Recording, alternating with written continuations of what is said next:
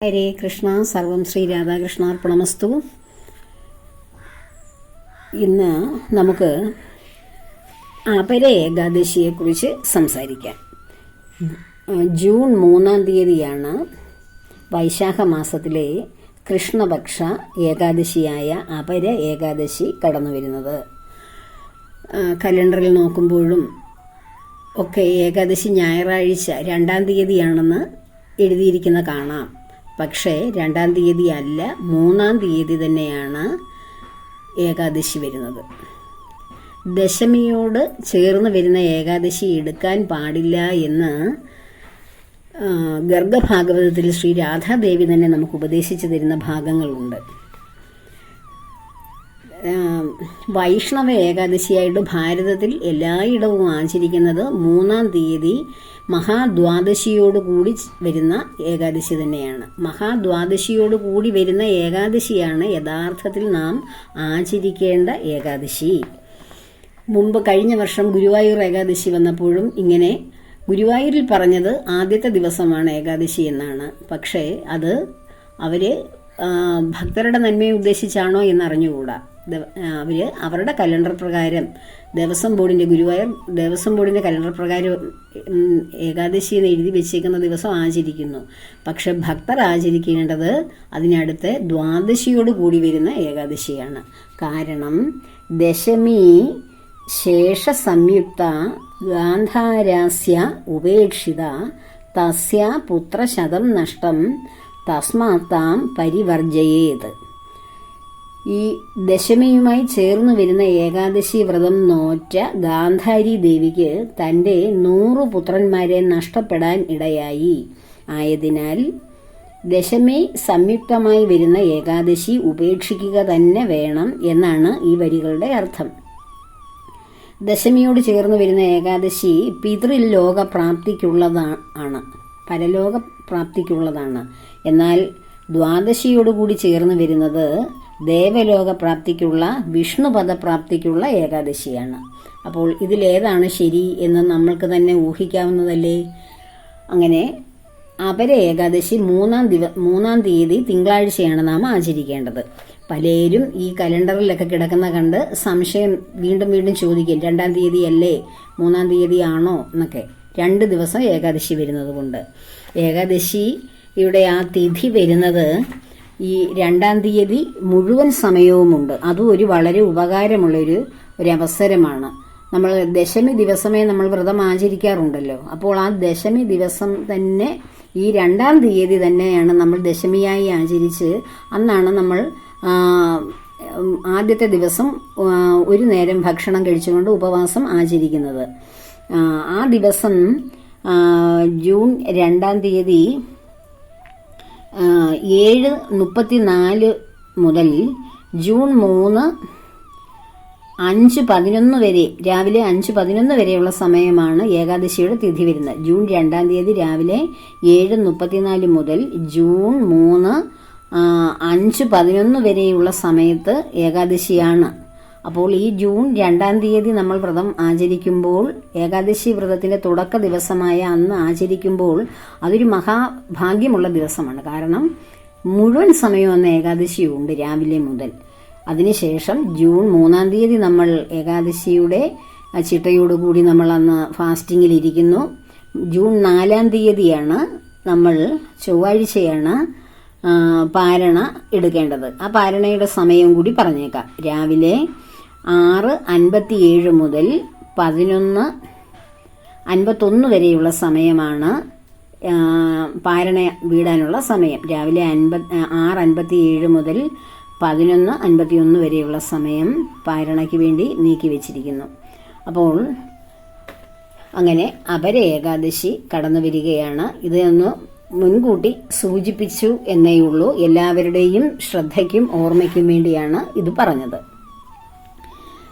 പിന്നീട് ഞാൻ നിത്യേന ഓരോ ദിവസവും ഓരോ വിഷയങ്ങൾ നമ്മൾ പ്രിയപ്പെട്ട ഭക്തരുമായി സംവദിക്കാറുണ്ട്. ഈ വിഷയങ്ങൾ പലരും ഓരോ ദിവസവും കേൾക്കുമ്പോൾ പലരും ഇങ്ങനെ അഭിപ്രായം പറയാറുണ്ട്. വ്യക്തിപരമായും അല്ലാതെയും കമന്റ് വഴിയും അഭിപ്രായം പറയാറുണ്ട്. ഇത് ഞങ്ങൾ ആഗ്രഹിച്ചിരുന്നതാണ്, ഞങ്ങളുടെ മനസ്സിലെ ചോദ്യങ്ങളാണ്. ടീച്ചർ ഇതിന് ഉത്തരം പറഞ്ഞത്. ഓരോ ദിവസവും മനസ്സിൽ കിടന്ന് കുഴയ്ക്കുന്ന ചില ചോദ്യങ്ങൾ, അല്ലെങ്കിൽ സംശയങ്ങൾ, അല്ലെങ്കിൽ വിഷമങ്ങൾ, അല്ലെങ്കിൽ ആവശ്യങ്ങൾ, അങ്ങനെ പലതും ഉണ്ടാകും. അതിനുള്ള മറുപടിയാണ് ഭഗവാൻ എൻ്റെ നാവിലൂടെ ഓരോരുത്തരിലും എത്തിക്കുന്നത് എന്ന് നിങ്ങൾ ഓരോരുത്തരും സാക്ഷ്യം പറയാറുണ്ട്. സത്യത്തിൽ ഞാൻ എപ്പോഴും പറയാറില്ലേ, ഞാൻ സംസാരിക്കുന്നത് ഭഗവാന്റെ നാവായിട്ടാണ്. ഭഗവാനാണ് എൻ്റെ നാവിലൂടെ ഓരോ കാര്യങ്ങളും നിങ്ങളോട് സംവദിക്കുന്നത്.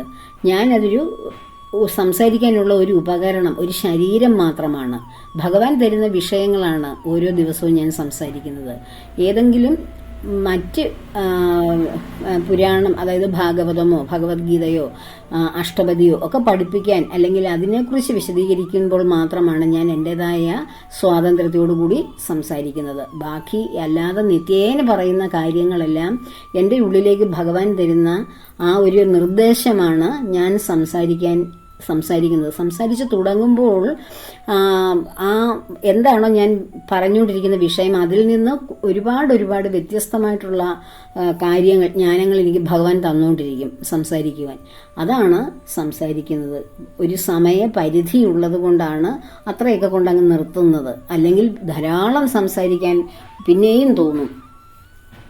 അപ്പോൾ അങ്ങനെ നിത്യേനയുള്ള കാര്യങ്ങൾ ദിവസവും ശ്രദ്ധിക്കുക. ഞാൻ പറയുന്ന കാര്യങ്ങൾ നിത്യേന കേൾക്കുക.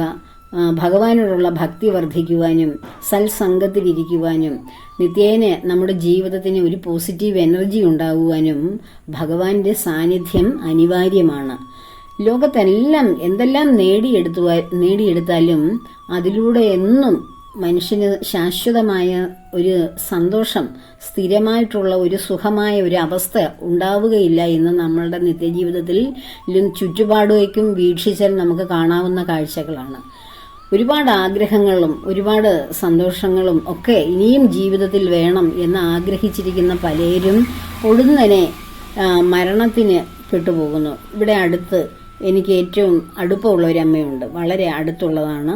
ഞാനിവിടെ എൻ്റെ പഠിപ്പിക്കുന്ന കുട്ടികളിൽ ഒരാളുടെ മുത്തശ്ശിയാണ്. അപ്പോൾ ആ അമ്മ എന്നോട് പറയും, മോളെ ഞാൻ 85 വയസ്സ് വരെ ജീവിക്കും, അതിനു മുമ്പായിട്ട് എൻ്റെ കൊച്ചുമക്കൾക്ക് ജോലിയൊക്കെ കിട്ടി വിവാഹം കഴിച്ച് അവരുടെ ജീവിതമൊക്കെ കണ്ട് ഞാൻ വളരെ സന്തോഷത്തോടു കൂടി, ഇനി എനിക്ക് ഏതോ ജ്യോത്സ്യര് പറഞ്ഞു 85 വയസ്സ് വരെ ഉണ്ടെന്ന്. ആ അമ്മ 75 വയസ്സേ ആയുള്ളായിരുന്നു. കഴിഞ്ഞ ദിവസം അമ്മ ശരീരത്തിൽ നിന്ന് വേർപെട്ടു പോയി, മരണപ്പെട്ടു പോയി. വളരെ ആകസ്മികമായിട്ടാണ്. ഒരുപാട് സന്തോഷത്തോടുകൂടി ജീവിതത്തിൽ വളരെയധികം ആഗ്രഹങ്ങൾ വെച്ച് പുലർത്തിയിരുന്ന, ഒത്തിരി സ്വപ്നങ്ങൾ കണ്ടിരുന്ന ഒരമ്മ. അപ്പോൾ എത്ര നമ്മൾ ചിന്തിക്കുന്നതിൽ നിന്ന് എത്രയോ വ്യത്യസ്തമാണ് നമ്മുടെ ജീവിതം. നമ്മുടെ തലയിൽ മുൻപേ എഴുതി വെച്ചിരിക്കുന്നു. നമ്മുടെ തലയിൽ എഴുതി വെച്ചിരിക്കുക എന്ന് വെച്ചാൽ നമ്മുടെ കർമ്മങ്ങൾ, നാം ചെയ്തു തീർക്കേണ്ട കർമ്മങ്ങൾ മുൻപേ ചിട്ടപ്പെടുത്തി ഇങ്ങോട്ട് വിട്ടിരിക്കുന്നു. ഒരു കാസറ്റ്, പഴയ കാലത്ത് നമ്മുടെയൊക്കെ ചെറുപ്പത്തിൽ കാസറ്റൊക്കെ ഇട്ടല്ലേ നമ്മൾ പാട്ടൊക്കെ കേട്ടുകൊണ്ടിരിക്കുന്നത്. അപ്പോൾ ആ കാസറ്റിലെ ആ റിബൺ എപ്പോഴാണ് തീരുന്നത്, പാട്ട് എപ്പോഴാണ് തീരുന്നതെന്ന് നമുക്ക് അറിഞ്ഞുകൂടാ ആദ്യമായിട്ട് ഇട്ട് നോക്കുമ്പോൾ. അതിനുശേഷം നമുക്കറിയാം ആ പാട്ടോടുകൂടി അത് തീരുമെന്ന്. അപ്പോൾ നമ്മൾ ആ പാട്ടുകൾ ഇങ്ങനെ ആസ്വദിക്കുന്നു, കേട്ടുകൊണ്ടിരിക്കുന്ന കൂട്ടത്തിലാകും അടുത്ത ഗാനത്തിന് വേണ്ടി ആഗ്രഹിക്കുമ്പോൾ അത് തീർന്നു പോകുന്നത്. എന്ന് പറഞ്ഞതുപോലെയാണ് നമ്മുടെ ജീവിതവും. മുൻകൂട്ടി ചിട്ടപ്പെടുത്തി വെച്ചിട്ടുണ്ട് മറ്റൊരാൾ, നമ്മളത് അറിയുന്നില്ല.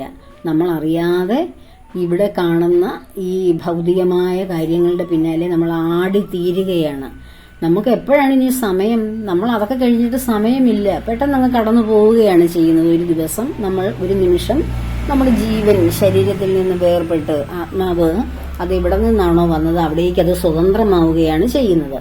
അതിനിടയിൽ നമുക്ക് കിട്ടുന്ന ചെറിയ ചെറിയ നിമിഷങ്ങൾ, നമുക്ക് കിട്ടുന്ന സമയങ്ങൾ, വിലയേറിയ സമയങ്ങൾ നമ്മൾ ഈശ്വര സേവയ്ക്ക് വേണ്ടി, ഭഗവാനെ അറിയുവാൻ വേണ്ടി മാറ്റിവെക്കുക. ആത്മജ്ഞാനത്തിലൂടെ ലഭിക്കുന്ന അനന്തമായ ആർജവം, ആ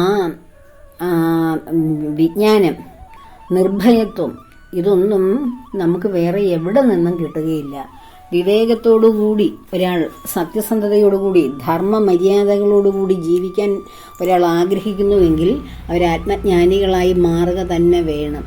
ഭഗവാൻ അങ്ങനെയുള്ളവരെ പ്രത്യേകം തേടി പിടിച്ച് നമ്മുടെ സത്സംഗങ്ങളിലേക്ക് തന്നെ കൊണ്ടുവരും. ഭഗവാനെ നമ്മൾ മനസ്സിൽ സ്ഥിരമായി ഉറപ്പിക്കാത്തത് കൊണ്ടാണ് സ്ഥിരമായി ഭഗവാൻ തന്നെ വേണം എനിക്ക് എന്നൊരു ഉറപ്പില്ലാത്തത് കൊണ്ടാണ് എന്ത് സംഭവിക്കുന്നത്, പലവിധ ചിന്തകളിലൂടെ മനസ്സ് വ്യാപരിക്കുന്നത്. കാരണം ഞാൻ കഴിഞ്ഞ ദിവസം പറഞ്ഞു, നമ്മൾ പലയിടത്തേക്ക് നമ്മൾ വിട്ടുകൊടുത്തേക്കുമാണ് നമ്മളുടെ മനസ്സിനെ. പല കാര്യങ്ങളിലേക്കും വിട്ടുകൊടുത്തിരിക്കുന്ന മനസ്സാണ്, പല കർമ്മങ്ങളിലേക്കും വിട്ടുകൊടുത്തിരിക്കുന്ന മനസ്സാണ്. നമ്മുടെ ജീവിതമാണ്, നമ്മുടെ ഇന്ദ്രിയങ്ങളാണ്, എല്ലാറ്റിനെയും നമ്മൾ അതിനിഷ്ടമുള്ള വശത്തേക്ക് തുറന്നു വിട്ടിരിക്കുകയാണ്.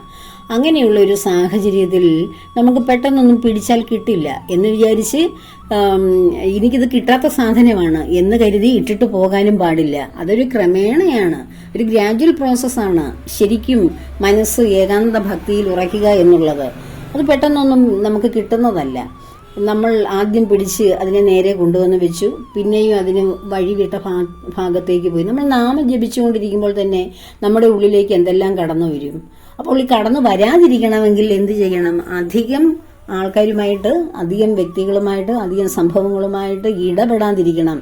ഈ ഇടപെടുന്നത് കൊണ്ടാണ് അവർ സംസാരിച്ചതും അല്ലെങ്കിൽ പറഞ്ഞതും പ്രവർത്തിച്ചതും ഒക്കെ നമ്മുടെ ഉള്ളിൽ വീണ്ടും വീണ്ടും എടുത്ത് നമ്മൾ വീണ്ടും എടുത്തിട്ട് അതിനെ ഇങ്ങനെ ഒന്ന് പശുവൊക്കെ അയ വെട്ടുന്ന പോലെ വീണ്ടും എടുത്തിട്ട് നമ്മൾ അതിനെയൊക്കെ ഒന്ന് വീണ്ടും പുനർവിചിന്തനം ചെയ്ത് അതിനെ വലുതാക്കി അതിൻ്റെ പല ഡയമെൻഷനിലൂടെ നമ്മൾ നോക്കും. അങ്ങനെ നോക്കിയിട്ട് അത് തന്നെ നമ്മളിൽ തന്നെ ഡെപ്പോസിറ്റ് ആവുന്നത്. ഒരു പ്രാവശ്യം നടന്നു, അതങ്ങ് കളയണം. വേസ്റ്റ് ബിന്നിലേക്ക് കളയുന്ന പോലെ കളയണം. കളയാതെ നമ്മൾ വീണ്ടും എടുത്ത് അതിനെ റീകളക്ട് ചെയ്ത് വെക്കുമ്പോൾ അത് നമ്മുടെ ഉള്ളിൽ ഉറച്ചിരിക്കുകയാണ്. ഒരു കാര്യം പല ആവർത്തി നമ്മൾ എടുക്കുമ്പോൾ അത് പല വലിപ്പമാകും. ആ ചിന്തകൾക്ക് പല വലിപ്പത്തിലാവും. അത് അങ്ങനെ എടുത്ത് നീട്ടി പരത്തി പല വലിപ്പമാക്കി വീണ്ടും നമ്മൾ നമ്മുടെ ഉള്ളിൽ തന്നെയല്ലേ നിക്ഷേപിക്കുന്നത്. അതോ മറ്റുള്ളവരുടെ ഉള്ളിലേക്ക് അത് ഇട്ട് കൊടുക്കുമോ? ഇല്ല. എല്ലാം നമ്മുടെ ഉള്ളിൽ തന്നെയാണ് കിടക്കുന്നത്. അത് കാരണം നമ്മുടെ ഉള്ളിൽ ഈ അനാവശ്യ ചിന്തകളും നമുക്ക് പോയിപ്പോയ കാലത്തിൽ നമുക്ക് അന്ന് ആവശ്യമുള്ളതും ഇപ്പോൾ ആവശ്യമില്ലാത്തതുമായിട്ടുള്ള സംഭവ വികാസങ്ങളെ പറ്റി ഉള്ള ഓർമ്മകളും ഒക്കെ ഇങ്ങനെ നമ്മളിങ്ങനെ അടിച്ചുകൂട്ടി ഇങ്ങനെ ഒരു വേണ്ടാത്ത കുറച്ച് ഒഴുകുവെള്ളത്തിൻ്റെ ലാസ്റ്റ് വരുന്ന ചെളിയൊക്കെ പോലെ ഇങ്ങനെ നമ്മുടെ ഉള്ളിൽ തന്നെ വെച്ചിരിക്കുകയാണ്.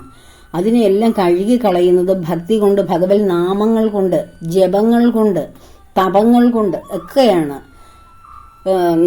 ഒക്കെ നമ്മളിങ്ങനെയുള്ള നല്ല സൽക്കർമ്മങ്ങൾ കൊണ്ട് വേണം അതിനെയൊക്കെ കഴുകി കളയാൻ. അല്ല ഇതൊക്കെ എനിക്ക് കിട്ടാത്തതാണ്, പ്രാപ്യമല്ല, ഇത് മറ്റുള്ളവരിരുന്ന് പറയുന്നെങ്കിലും എനിക്കിതൊന്നും കിട്ടുകയില്ല എന്ന് തോന്നാനേ പാടില്ല. കിട്ടും, എല്ലാവർക്കും കിട്ടും, എല്ലാവർക്കും ഏകാന്ത ഭക്തി ലഭിക്കും. കാരണം ഏകാന്ത ഭക്തിയിൽ നിന്നല്ല ഞാൻ വന്നത്. എനിക്ക് ഭക്തി എൻ്റെ ഉള്ളിൽ പണ്ട് തൊട്ടേ ഭഗവാനുമായിട്ടുള്ള അറ്റാച്ച്മെന്റ് ഉണ്ടെങ്കിലും ഈ പറയുന്ന എല്ലാവിധമായ ജീവിതങ്ങളിലൂടെയും കടന്നു വന്നിട്ട് അവസാനം ഭഗവാനിൽ മുറുകെ പിടിച്ച വ്യക്തിയാണ് ഞാൻ. അതുപോലെയാണ് ഓരോ ഭക്തരെയും ഭഗവാനെക്കുറിച്ച് സംസാരിക്കുന്ന, അതിലിഷ്ടം കൊള്ളുന്ന, ആ രുചി അനുഭവിക്കുന്ന ഓരോരുത്തരോടും ചോദിച്ചു നോക്കൂ. അവരുടെയൊക്കെ ജീവിതം അങ്ങനെ സാധാരണ ജീവിതത്തിൽ നിന്നാണ് അവർ കടന്നു വന്നിരിക്കുന്നത്.